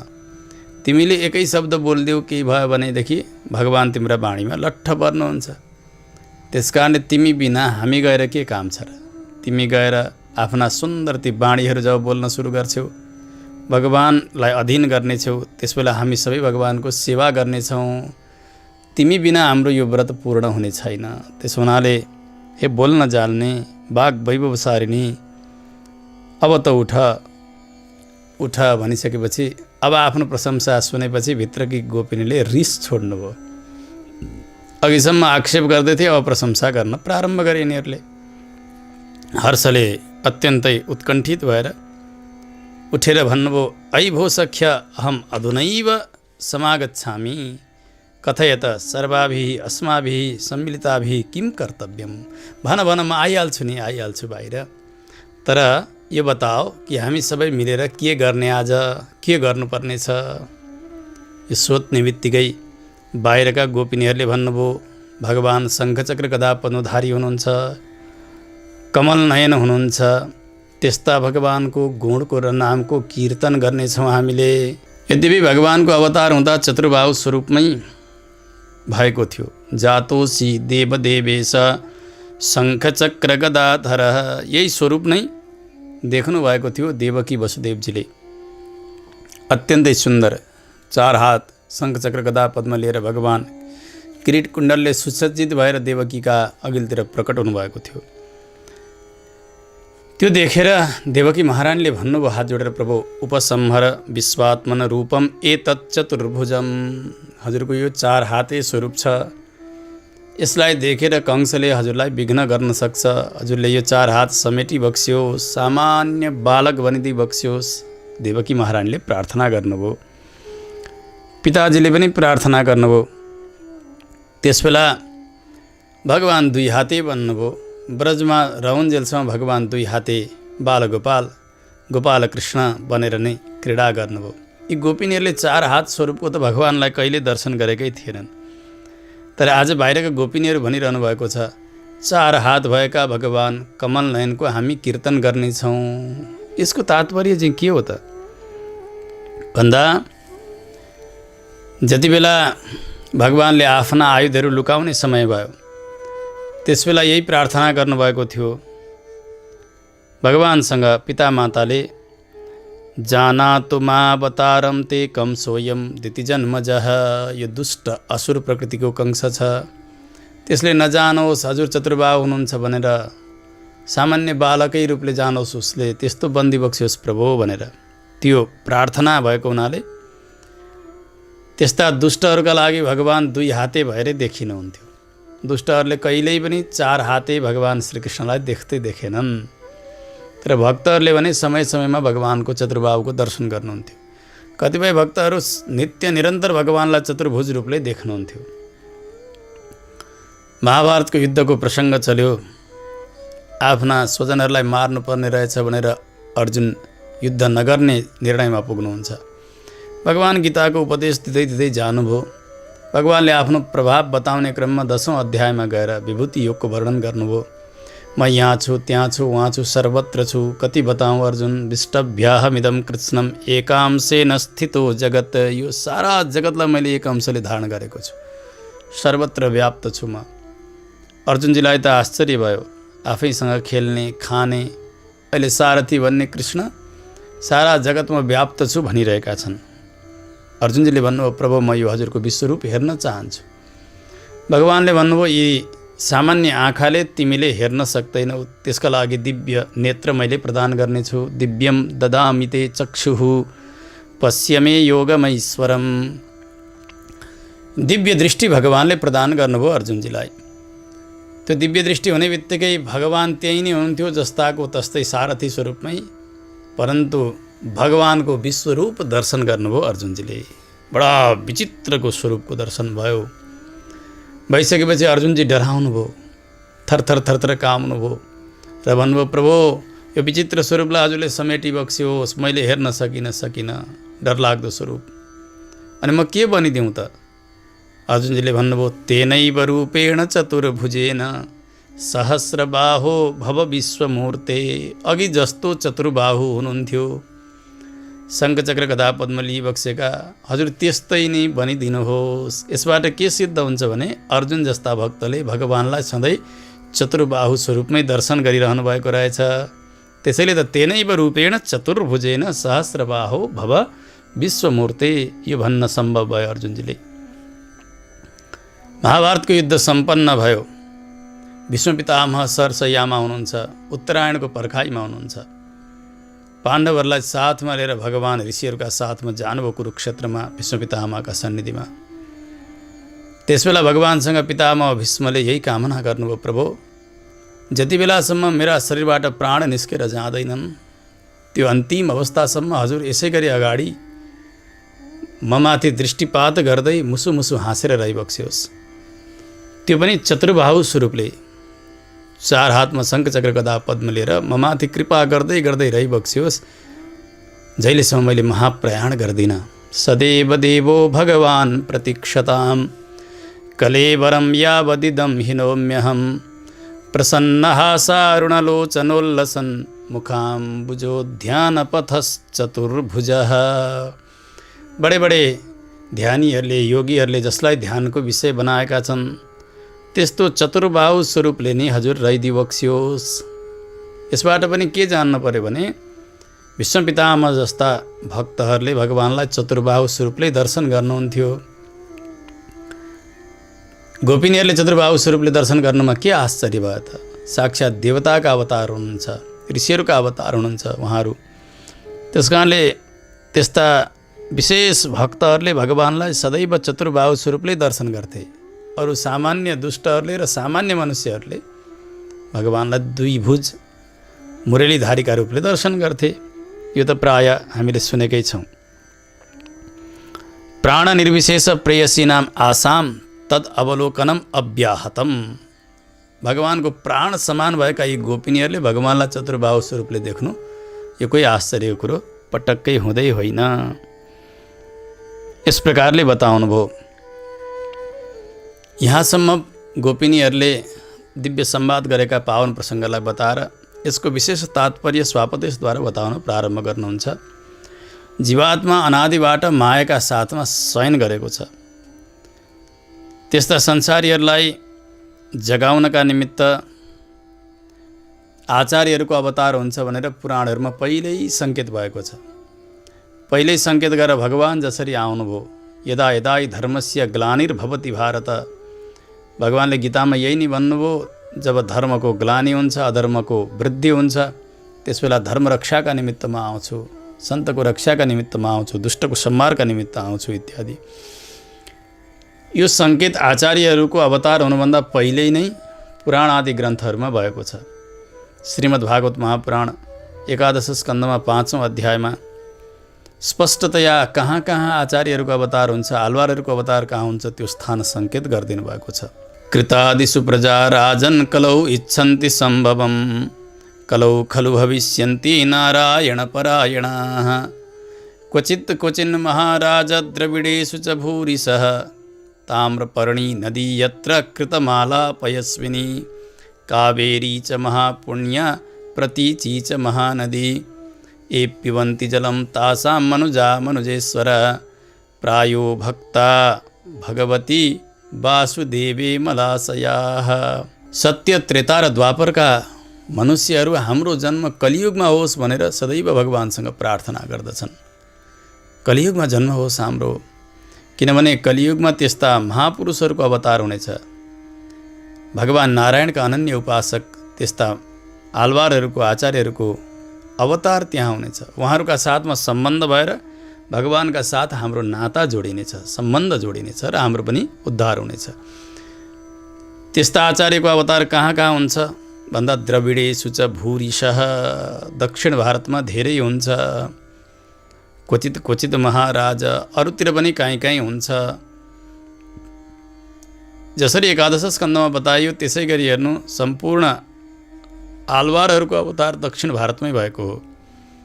अरू पनि वैष्णवाचार्य, शङ्कराचार्य स्वामीजी, मध्वाचार्य, वल्लभाचार्य, निम्बार्काचार्य आदि गरेका आचार्यहरूको अवतार पनि यहाँ भागवतमा सङ्केत गरेकै स्थल विशेषमा भएका हुन्। षट्कोपसुरी आदि गरेका सम्पूर्ण आलवारहरूको पनि अवतार त्यहीँ भयो। ताम्रपर्णी नदीका तटमा षट्कोपसुरी, कावेरीका तटमा धेरै आलवारहरू, द्रविड देशमा सम्पूर्ण आलवारहरूको अवतार भयो। जुन नदीको जलपान गर्नाले, कावेरी, प्रतीची, ताम्रपर्णी आदि गरेका नदीका जलपान गर्नाले सम्पूर्ण पाप राशि समाप्त भएर जान्छन्, भगवानमा भक्ति बढेर जान्छ। हो त्यस्ता स्थलमा अवतार लिने आचार्यहरू मिल्नुहुने हुँदा हाम्रो जन्म कलियुगमा होस् भनेर सत्य, त्रेता र द्वापरका मनुष्यहरू त्यो कामना गर्दछन्। त्यसरी पुराणहरूमा सङ्केत गरिएका आचार्यहरू, आलवारहरू, उहाँहरूको सङ्केत गर्नु नै यसको तात्पर्य हो। उहाँहरू सबैको उज्जीवनका निमित्तै अवतार ग्रहण गर्नुहुन्छ, चेतनको कल्याणका निमित्तै उहाँहरूको अवतार हुने गर्छ। अनि उहाँहरूमा भएको निर्लज्जत्व के हो भने, जस्तो निर्लज्जापन यो त एउटा निन्दाका लागि बन्छ, दूषण बन्छ भन्दा नै कहीँ कहीँ आभूषण पनि बन्दछ। आचार्यहरू निर्लज्ज हुनुहुन्छ के मानेमा भन्दा, शिष्याणां कृते उपदेशादीनां अकरणे सति लज्जा भवित्री। आचार्य भएर, गुरु भएर शिष्यहरूलाई समयमा उपदेश नगर्ने हो भने त्यो हो लाज भनेको। यथावत आफ्नो कर्म गर्दै हुनुहुन्छ, ज्ञानानुष्ठान सम्पन्न हुनुहुन्छ, आवश्यकता अनुसार उपदेश पनि गर्दै हुनुहुन्छ भने उहाँहरू निर्लज्ज हुनुहुन्छ, किनभने लजाउनु पर्ने केही काम गर्नुभएको छैन। त्यसमा रामानुज स्वामीजी सबैभन्दा उत्तम कोटिमा अभिभक्षण छ। उहाँको बाग वैभवलाई पनि बताइयो नि, राम्रो बोल्न जान्ने, हे गोपिनी भनेर। यो विशेषण पनि रामानुज स्वामी जस्ता आचार्यमा घट्न सक्छ, किनभने शास्त्रले भन्छन् ना संवत्सरवासिने ब्रूयात्, त्यस्तो आत्मतत्त्वको उपदेश वर्षौँसम्म गुरुकुलमा नबस्नेलाई नदिनु। केही वर्षसम्म गुरुकुल बसेर सेवा गरेकालाई मात्रै उपदेश गर्नु भनेर शास्त्रले बताएका छन्। इदन्ते ना तपस्काय ना भक्ताय कदाचन इत्यादि शास्त्रमा निषेध वाक्यहरू छन्। तपस्या नगरेकालाई अनि भगवानको भक्ति नगर्नेलाई, गुरुको सेवा नगर्नेलाई उपदेश नगर्नु, यी निषेध वाक्यहरू हुँदाहुँदै पनि रामानुज स्वामीजीले आफू नरक जान तयार भएर पनि उपदेश गर्नुभयो। मन्त्रको, मन्त्रार्थको उपदेश सार्वजनिक गरिदिनु भयो। यसबाट के जानिन्छ भने, कुनै प्रकारको आफ्नो कर्तव्य नगर्नेलाई लाज लाग्दछ। रामानुज स्वामीजीले त आचार्यमा हुनुपर्ने सम्पूर्ण कार्य गर्नुभएको छ। उहाँमा निर्लज्जापन छ, लाज मानिरहनु पर्ने छैन। गर्नुपर्ने कर्म नगर्ने अथवा नगर्नुपर्ने कर्म गरियो भने लाज हुने हो। आचार्यहरूले त्यस्तो गर्नुभएको हुन्न, त्यस कारणले यहाँ निर्लज्ज भनेर भन्दा पनि आचार्यकै वैभव प्रकाशित भएको छ। अर्को बाघ वैभवका विषयमा अर्को पनि एउटा उदाहरण दिनुहुन्छ, त्यो पनि आचार्यमा घट्न सक्छ। जस्तो कि जति बेला सीता हरण गर्यो रावणले, सीताजीको खोजी गर्दै गर्दै भगवान अत्यन्तै विरह अभिव्यक्ति गर्दै गर्दै नखाएर नपिएर लक्ष्मणजीका साथमा पुग्नुहुन्छ पम्पासरमा। यता ऋष्यमुख पर्वतमा सुग्रीव बसेका छन्, बालीले लखेटेको छ। केही मन्त्रीहरूलाई साथमा लिएर, हनुमानजीलाई पनि साथमा लिएर सुग्रीव त्यहाँनिर सुरक्षित भएर बसेका छन्। मनमा अनेक डर छ, कतै बालीले यहाँ पनि विघ्न गर्ने हो कि, कष्ट दिने हो कि भनेर। त्यसै समयमा त्यो पर्वतका तलतिरपट्टि यसो सुग्रीव घुम्दै थिए। भगवान पुग्नुभयो पम्पा सरोवरका नजिकै। लक्ष्मणजी पनि साथमा हुनुहुन्छ। सुग्रीव यसो देखेर झस्किन्छन्, हेर्दा देवता जस्ता छन्, धनुर्बाण बोकेका छन्। हुनसक्छ बालीले मलाई मार्नका निमित्त पठाएको होला यिनीहरूलाई। अत्यन्तै डराए सुग्रीव। आफ्ना ती सेवकहरूसँग भन्छन्, ओहो हुनसक्छ बालीले मलाई मार्नका निमित्त पठाएको होला यिनीहरूलाई, यी वीरहरूलाई। हनुमानजीले पनि थाहा पाउनुभयो। सबै वानरहरूले यसो हेर्छन्, माथिबाट हेर्दाखेरि भगवानलाई र लक्ष्मणजीलाई देखे।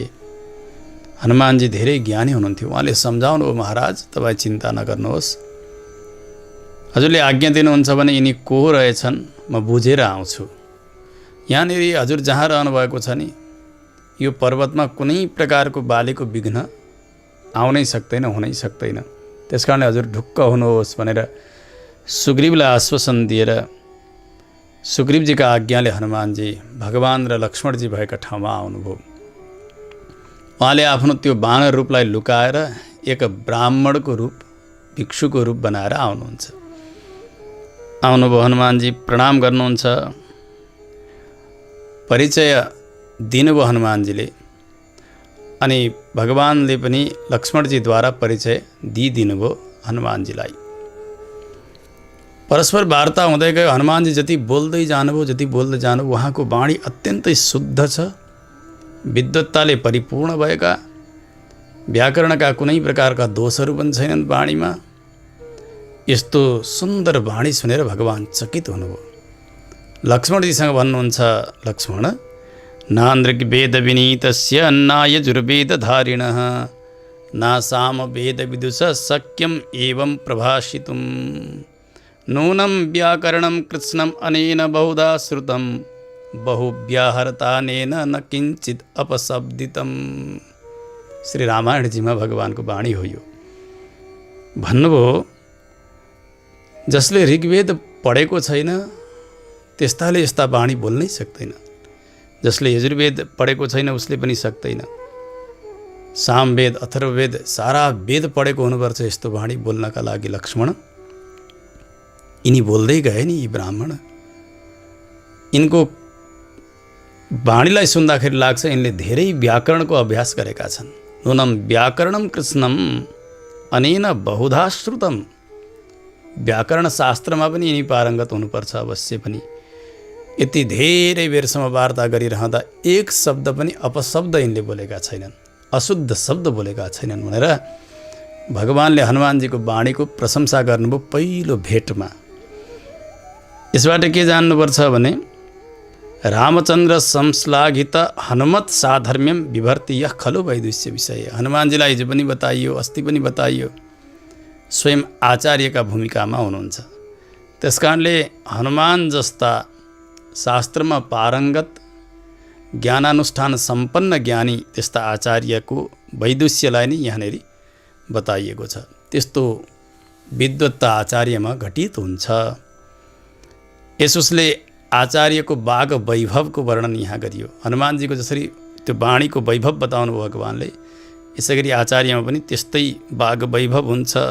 श्री रामानन्द स्वामीजीका चरित्रमा हामीले सुनेका छौँ नि, आफ्नो भक्तिले प्रपत्तिले भगवान श्री रङ्गनाथलाई आफ्ना अधीनमा गर्नुभयो। रामानन्द स्वामीजीले प्रसन्न हुनुभयो। रङ्गनाथ भगवान वरदान माग। रामानन्द स्वामीजीले भन्नुभयो, प्रभु मेरा सम्बन्धी जति पनि हुन्छन् नि, मेरा साथमा सम्बन्ध गर्ने ती सबैलाई हजुरले वैकुण्ठ प्रदान गर्नुपर्नेछ।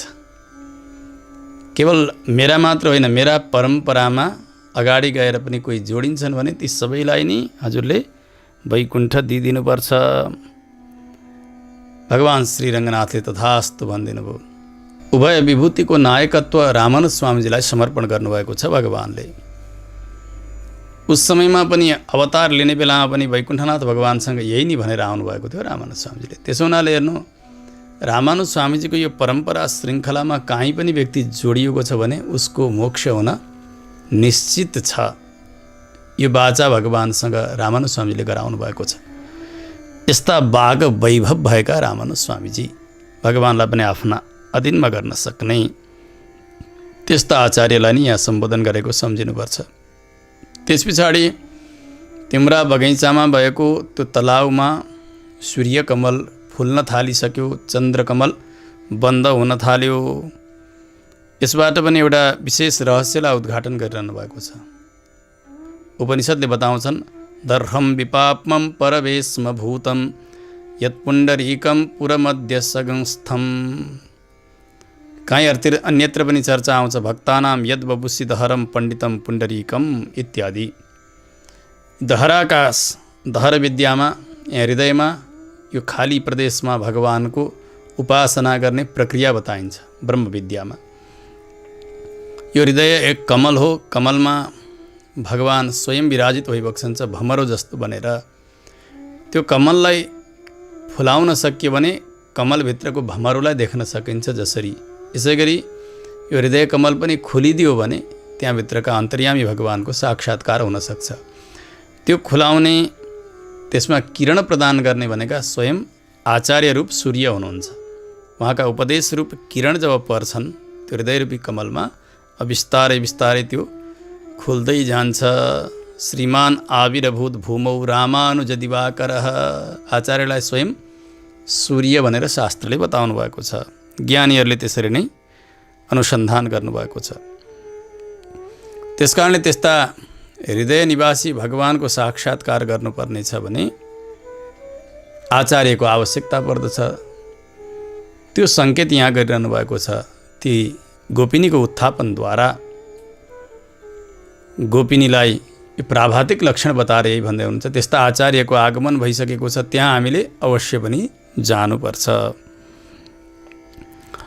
यसै गरी कमल सूर्यकमल खुल्यो भने अन्धकारको नाम हो निशान अब रहँदैन भन्ने जान्नुपर्छ। यसै गरी आचार्यको अवतार भयो भने शिष्यका हृदयको अज्ञान रूपी अन्धकार सबै समाप्त हुन्छन् भनेर जान्नु पर्यो। जस्तो यहाँनिर दुई प्रकारका तलाउहरू, एक मार्गमा भेटिएका तलाउहरू, त्यहाँनिर कमल फुलेको देख्दै आउनुभएको छ गोपिनीहरूले। अर्को एउटा तलाउ छ गोपिनीको बगैँचामा, एउटा व्यक्तिगत तलाउ छ। सार्वजनिक तलाउमा अनेक ती कमलहरू खिलिरहेको देखेर आउनुभयो यहाँ। त्यो सार्वजनिक तलाउ भनेको के हो? सबैले अनुसन्धान गरिने वेद, इतिहास, पुराण इत्यादि तिनीहरू तत्तलाउमा खिलेका पुष्पहरू हुन्।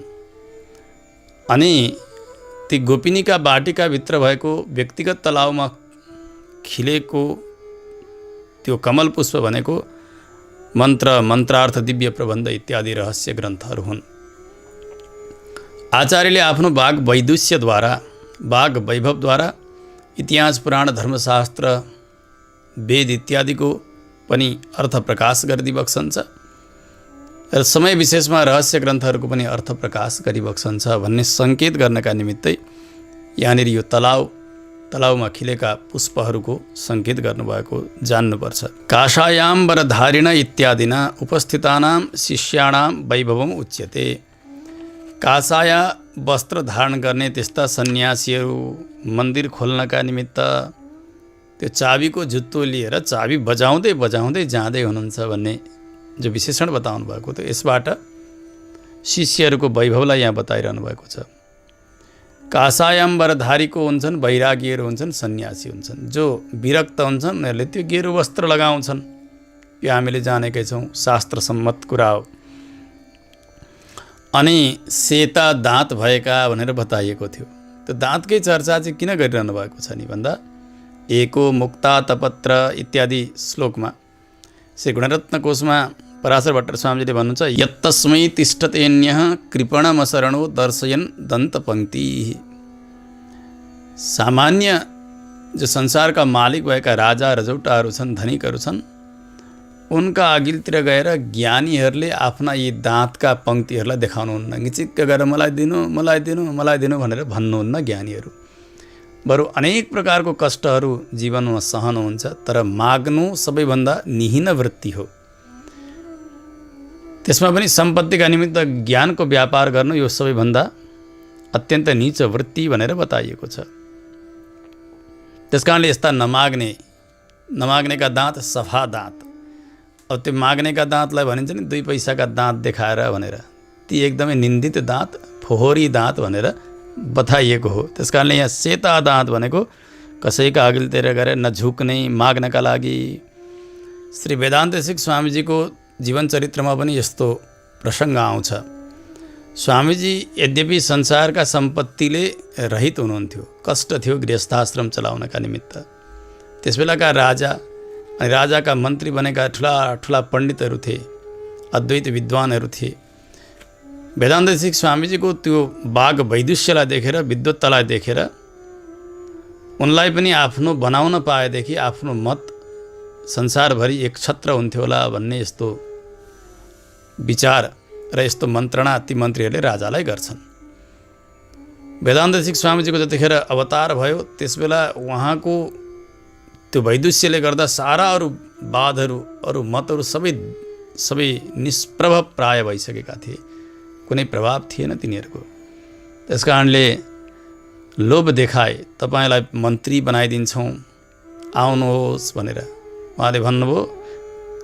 यो सामान्य काँचका निमित्त, सिसाका निमित्त यी अत्यन्तै महँगा बाणीहरू किन खर्च गर्नु? यति अमूल्य बाणीहरू छन्, यसको त कोही मूल्य छँदै छैन। त्यस कारणले यो वृत्तिका निमित्त तपाईँहरूको सेवक भनेर म यो ज्ञान बाँड्दिनँ, यसलाई त्यहाँ खर्च गर्दिनँ।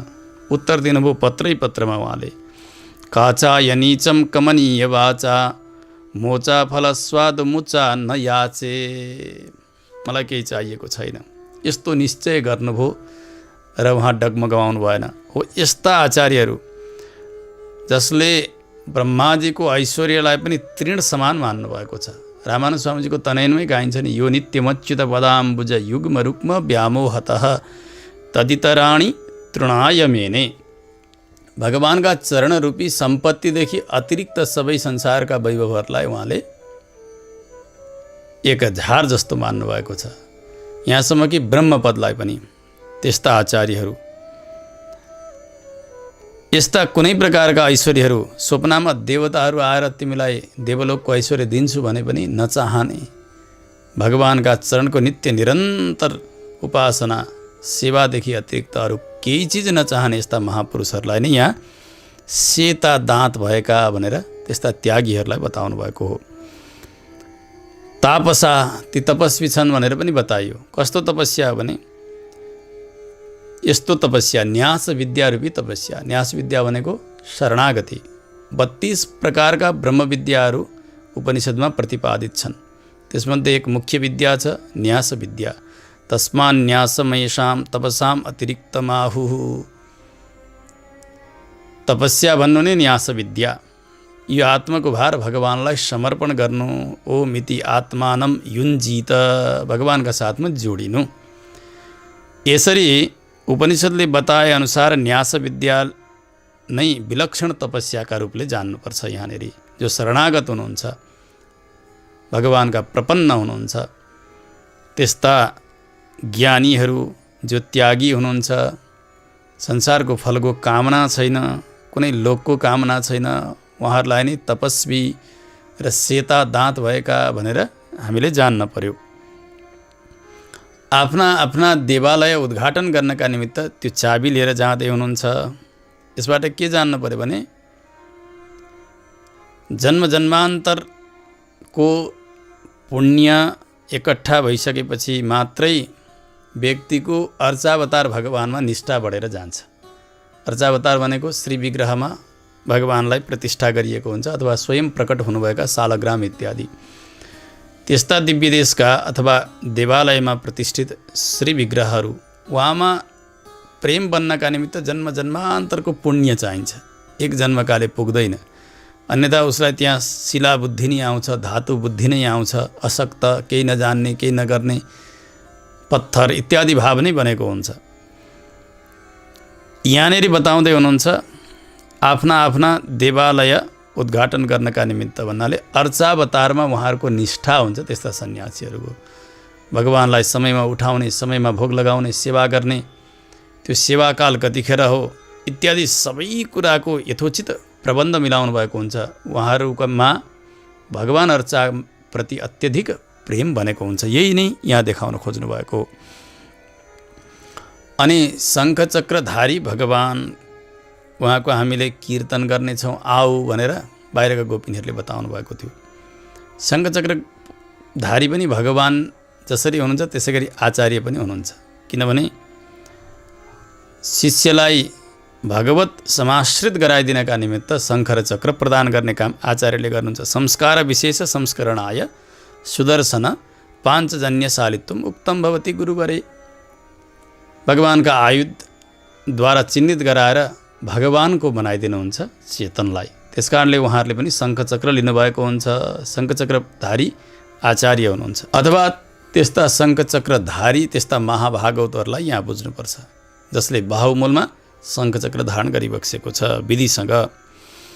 उहाँहरूको प्रभाव यति धेरै हुन्छ। हेर्नु, शास्त्रले बताउँछन् यम यम स्पृशति पाणिभ्याम यम यम पश्यति चक्षुषा स्थावराण्यपि मुच्यन्ते किं पुनर्बान्धवा जनाः।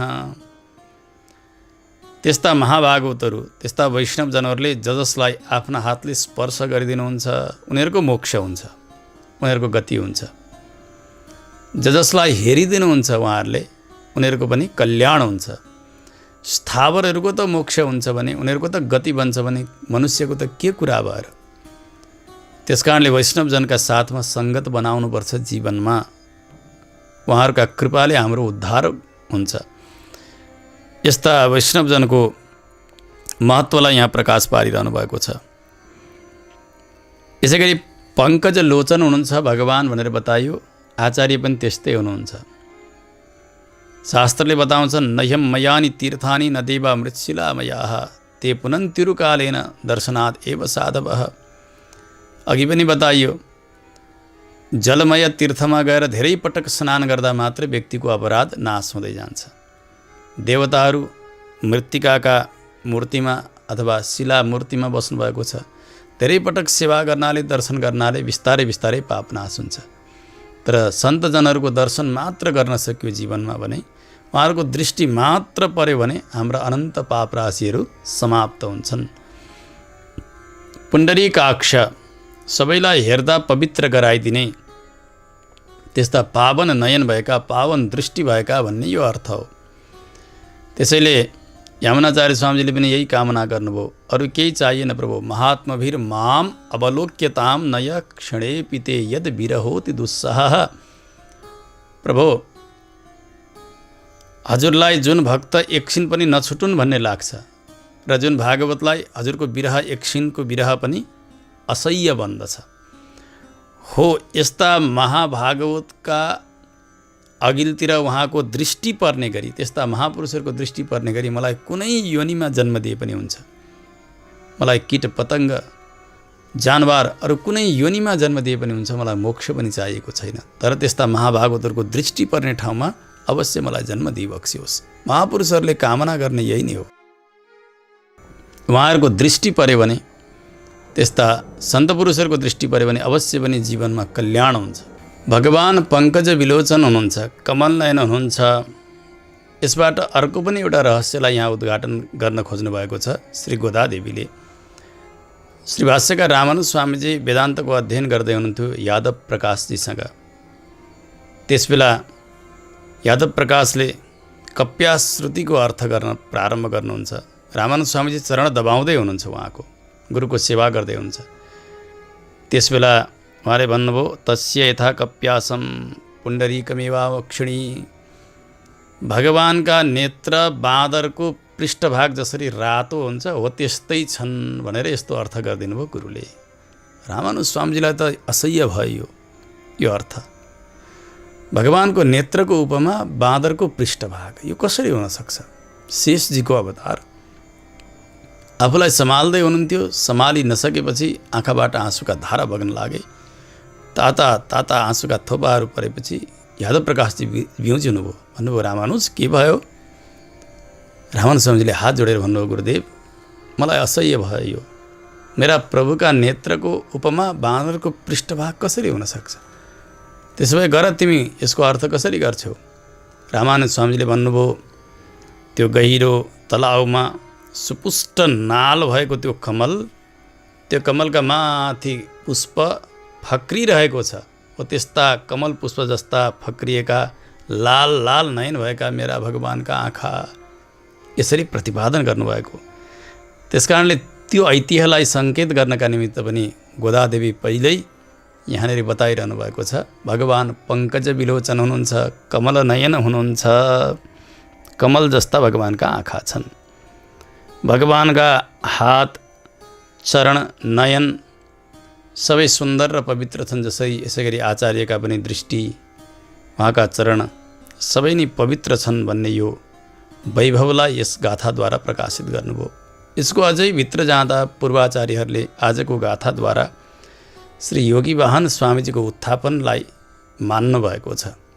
यहाँसम्म हामीले संक्षेपमा 14औं गाथाको सारलाई श्रवण गऱ्यौँ। अब यो गाथाको संग्राहक श्लोक पाठ गरेर कथालाई विश्राम गरिन्छ। प्रत्युषे शेषयोषा अहं यश सोत्थापयेयं पुरस्तात् इत्युक्त्वा किं नु शेषे सखि तव सदने निष्कुटे दीर्घिकायां कल्हारं फुल्लमासीत् यतय उपगताः किङ्कराः कुञ्चिकाढ्याः किन्ते व्रीडा पिनोदयेदिति कथितवती भातु मे वाचि गोदा। जय श्रीमन्नारायण।